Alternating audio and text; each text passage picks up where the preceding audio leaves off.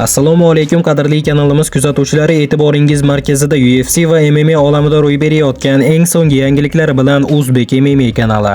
Qadrli do'stlar, hozirgi dasturimizda har doimgidek UFC va MMA olamida ro'y berayotgan eng so'nggi yangiliklar to'g'risida batafsil gaplashamiz. Qadrli do'stlar, bugungi dasturimizni boshlashdan oldin, agar siz kanalimizda yangi bo'lsangiz, albatta kanalimizga obuna bo'lib qo'ying. Uzbek MMA kanali oilasi a'zosiga aylangan har bir kishi biz uchun juda ham muhim. Bundan tashqari, mana shu roligimiz tarqalishi mehnatlarimiz besamar ketmasligi uchun pastga tushib, bir dona like bosib qo'ygan bo'lsangiz, biz bugungi dasturimizni boshladik. Yengil vazn toifasida chempionlik uchun sobiq da'vogar Arman Sarukyan navbatdagi jangini qachon o'tkazmoqchi ekani haqida gapirdi. Islom Makhachev vakant qoldirgan yengil vazndagi UFC kamari uchun Ilya Topuria va Charles Oliveira o'zaro jang o'tkazishadi. G'olib vaqtinchalik chempionlik kamari sohibiga aylanadi. Arman Sarukyanning aytishicha, aynan shu turnir kardida uning Justin Gaethje'ga qarshi jangi belgilansa, mantiqan to'g'ri bo'lar ekan. O'ylashimcha, raqibim Justin Gaethje bo'lishi kerak. Bu to'g'ri qaror bo'ladi. Charles Oliveira vaqtinchalik chempionlik kamari uchun jang qiladi. Poirier Holloway bilan BMF kamari taqdirini hal etishga urinib ko'radi.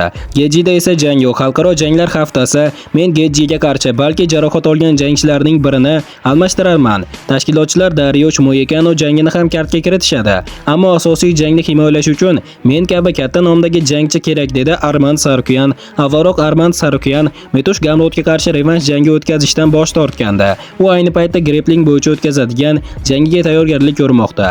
Arman 31-may kuni Moskva shahrida tashkil etiladigan EDXC10 turnirida sobiq Bellator chempioni Patrick Freiraga qarshi bellashuv o'tkazadi.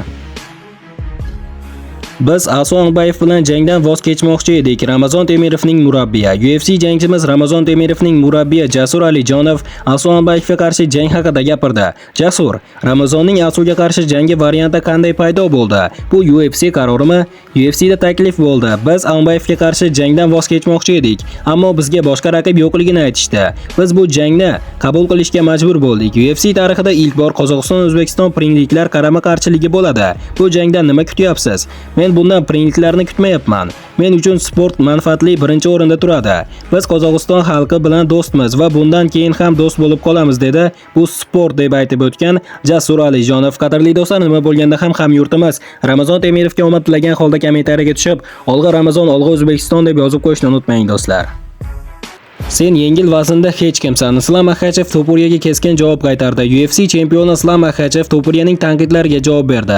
Avvalroq Topuriya Makhachevni kibrli ekanlikda ayblaganda, "Men bilan sening farqing shundaki, men o'z divizionimning eng kuchlilarini yutib, keyingi vaznga o'tdim. Sen esa yarim yengil vaznda 5 ta yoki 9 ta ketma-ket g'alaba qozongan ikkinchi da'vogardan qochib ketding. Sen yengil vaznda hech kimsan. Ispaniyadan chiqqan chiroyli soch turmagiga ega va katta og'izli odamsan. Hech bo'lmasa bir marta g'alaba qozon, shunda sen bilan gaplashamiz bolakay", deb yozdi Islom Makhachev ijtimoiy tarmoqlardagi sahifasida. Qadrli do'stlar, xabaringiz bor, 18-may tongida Amerika Qo'shma Shtatlarining Las Vegas shahrida MMA bo'yicha UFC'ning navbatdagi musobaqasi tashkil etiladi.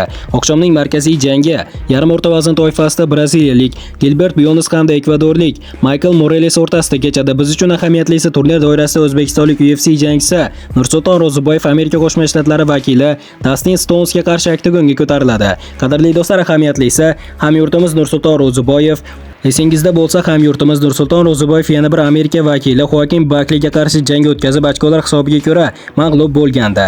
Va endi aynan mana shu jangda g'alaba qozongandan keyin Joaquin Buckleyga kletkaning ichida vizif tashlashga qaror qildi. Qadrli do'stlar, albatta hamyurtimiz Nursulton Ro'ziboyevni qo'llab-quvvatlagan holda kommentariyaga tushib, "Olg'a O'zbekiston, olg'a Nursulton Ro'ziboyev" deb yozib qo'yishni unutmang do'stlar. Qadrli do'stlar, hozirgi dasturimiz xuddi mana shu yerda o'z yakuniga yetdi. Videoni oxirigacha ko'rganlarning barchasiga kattakon rahmat. Video yoqqan bo'lsa like bosishni unutmang. Keyingi dasturlarimizda ko'rishguncha xayr, o'zingizni ehtiyot qiling. Uzbek MMA kanalimizdan uzoqlashmang. Tez orada ko'rishguncha do'stlar.